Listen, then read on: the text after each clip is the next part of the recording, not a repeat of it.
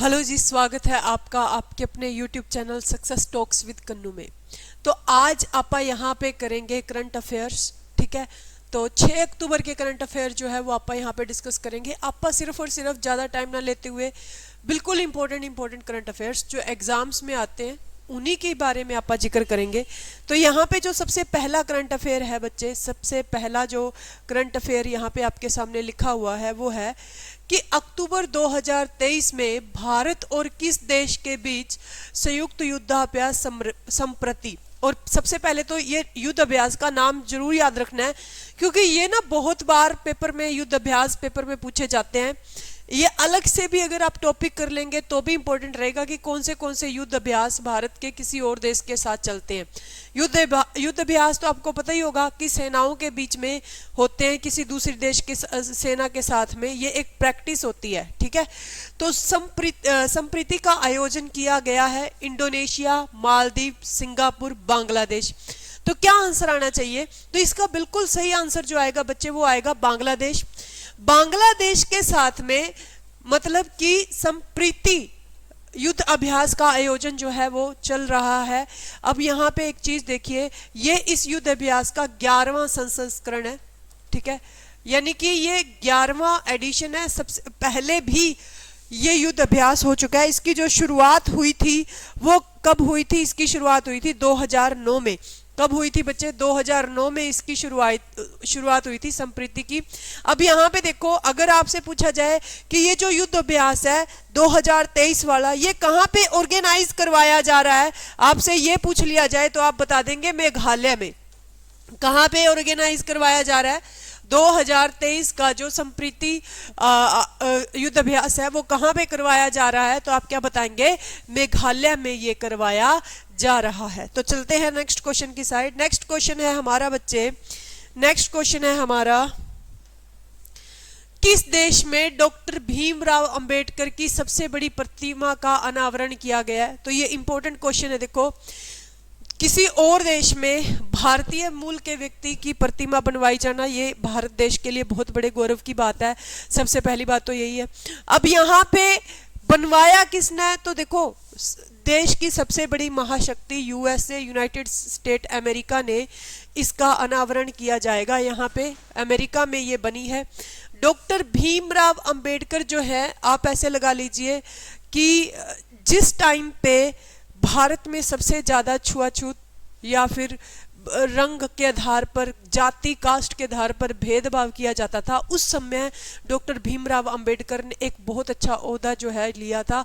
आपको बता दूं कि भारतीय संविधान के पितामह डॉक्टर भीमराव अंबेडकर को कहा जाता है, जिनकी स्टडी बेंच पे बैठकर नहीं, नीचे बैठकर हुई है। तो आप ऐसे आइडिया लगा लीजिए कि आज के टाइम पर आपके पास में सारी फैसिलिटीज हैं और फिर भी आप उस चीज को इतना ज्यादा क्रेडिट नहीं देते। तो आप सोचिए कि भी उस टाइम पे ये चीजें मतलब कि आज भी ये चीजें इतनी अच्छे तरीके से चल रही हैं, क्योंकि जब आप डॉक्टर भीमराव अंबेडकर के बारे में स्टडी करते हैं ना, तो आपको खुद मोटिवेशन होता है। तो यूएसए ने भी उन पे बहुत अच्छे से स्टडी की और उसके बाद में ये डिसीजन जो है वो लिया गया। तो आंसर क्या आएगा? यूएसए। तो चलते हैं नेक्स्ट क्वेश्चन की साइड।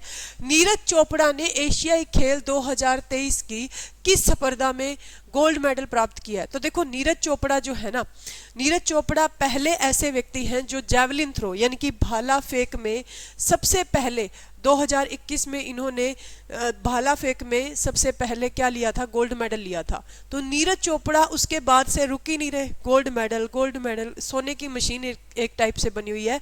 तो भाला फेंक यानी कि जैवलिन थ्रो में इन्होंने जो ये 2023 के एशियाई गेम हो रहे हैं, इनकी पूरी डिटेल जो है एशियाई गेम्स की आपको वीडियो डाल देंगे, क्योंकि पेपर में क्वेश्चन पूछे जाने के पूरे चांसेस हैं। तो आप ये क्वेश्चन कर लेंगे। भाला फेंक यानी जैवलिन थ्रो में इन्होंने क्या लिया है? गोल्ड लिया है 2023 में। नीरज चोपड़ा पानीपत से बिलोंग करते हैं। ठीक है, पानीपत के एक छोटे गांव से बिलोंग करते हैं, आप ये भी ध्यान में रखना। ठीक है, डिस्ट्रिक्ट कौन सी है? हरियाणा की पानीपत डिस्ट्रिक्ट। क्लियर? उसके बाद में नेक्स्ट है जी, नेक्स्ट क्वेश्चन की बात करते हैं। सुधा मूर्ति को किस संगठन द्वारा ग्लोबल इंडियन अवार्ड से सम्मानित किया गया था? किया गया है, था नहीं है। ठीक है, तो सुधा मूर्ति को किस संगठन द्वारा ग्लोबल इंडियन अवार्ड से सम्मानित किया गया है? Infosys, Canada Indian foundation, CISF, Canada में भारतीय उच्चायोग, महाभारत फाउंडेशन। तो कौन सी फाउंडेशन के द्वारा इनको सम्मानित किया गया है? तो इसका सही आंसर आएगा कनाडा इंडिया फाउंडेशन, CIAF ने। ये एक अपने इंडिया जैसा ही अवार्ड है। इसमें क्या होता है, जिसको अवार्ड मिलता है उसको 50,000 अमेरिकी डॉलर जो है वो दिए जाते हैं कि भी आप किसी भी संस्था में इसको डोनेट कर सकते हैं। तो कनाडा इंडिया फाउंडेशन का ये अवार्ड जो सुधा मूर्ति को दिया गया, और ये पहली ऐसी फीमेल हैं जिनको ये अवार्ड जो है वो दिया गया। तो सबसे पहले तो आप ये याद रखेंगे कि ये अवार्ड कौन सा है? Canada India foundation CISF award है जो सुधा मूर्ति को दिया गया है, जो इंडिया से बिलोंग करती है। किस देश में भारत ने दक्षिण एशियाई फुटबॉल महासंघ अंडर-19 चैंपियनशिप जीती? तो ये जीती है अंडर-19 फुटबॉल चैंपियनशिप नेपाल में। तो गेम से एक या दो क्वेश्चन करंट अफेयर के बन जाते हैं, तो इस वजह से गेम से रिलेटेड चीज़ें जो हैं, अवार्ड से रिलेटेड चीज़ें जो है वो आप हर डेली करेंगे कुछ ना कुछ। अब यहाँ पे देखो कुछ एक चीज़ें वो MCQ थे, तो कुछ चीज़ें वैसे इंपॉर्टेंट है। राष्ट्रीय डॉल्फिन दिवस कब मनाया जाता है? तो 5 अक्टूबर को मनाया जाता है। इंटरनेशनल टीचर्स डे भी मनाया जाता है 5 अक्टूबर को। 5 अक्टूबर को इंटरनेशनल टीचर्स डे भी मनाया जाता है। तो राष्ट्रीय डॉल्फिन दिवस की अगर आप बात करें तो 5 अक्टूबर को राष्ट्रीय डॉल्फिन दिवस मनाया गया। अब यहाँ पे देखो कुछ इंपॉर्टेंट चीजें जो आप यहाँ पे डिस्कस करेंगे। राष्ट्रीय डॉल्फिन दिवस हर साल राष्ट्रीय जलीय जीव के संरक्षण के बारे में जागरूकता पैदा करने के लिए मनाया जाता है। 2022 में राष्ट्रीय वन्य जीव बोर्ड ने 5 अक्टूबर को राष्ट्रीय डॉल्फिन दिवस के रूप में मान्यता दी। कब? 2022 में। डॉल्फिन नेपाल, भारत और बांग्लादेश की गंगा, ब्रह्मपुत्र, मेघना और सांगू नदी प्रणालियों में निवास करती है। डॉल्फिन पेपर में जियोग्राफी में पूछा जा सकता है कि सबसे ज्यादा डॉल्फिन का निवास स्थान कहाँ कहा जाता है? तो नेपाल, भारत और बांग्लादेश की गंगा, ब्रह्मपुत्र, मेघना और सांगू नदी प्रणालियों में निवास करती है। अब यहाँ पे ये भी इंपॉर्टेंट पॉइंट बनता है, बिहार सरकार की मांग पर केंद्र सरकार ने 2010 में गंगाई डॉल्फिन को राष्ट्रीय जलीय जीव घोषित किया गया था। कब राष्ट्रीय जलीय जीव है आपको पता है कब घोषित किया था? 2010 में। इसकी डिमांड किसने की थी? बिहार सरकार ने।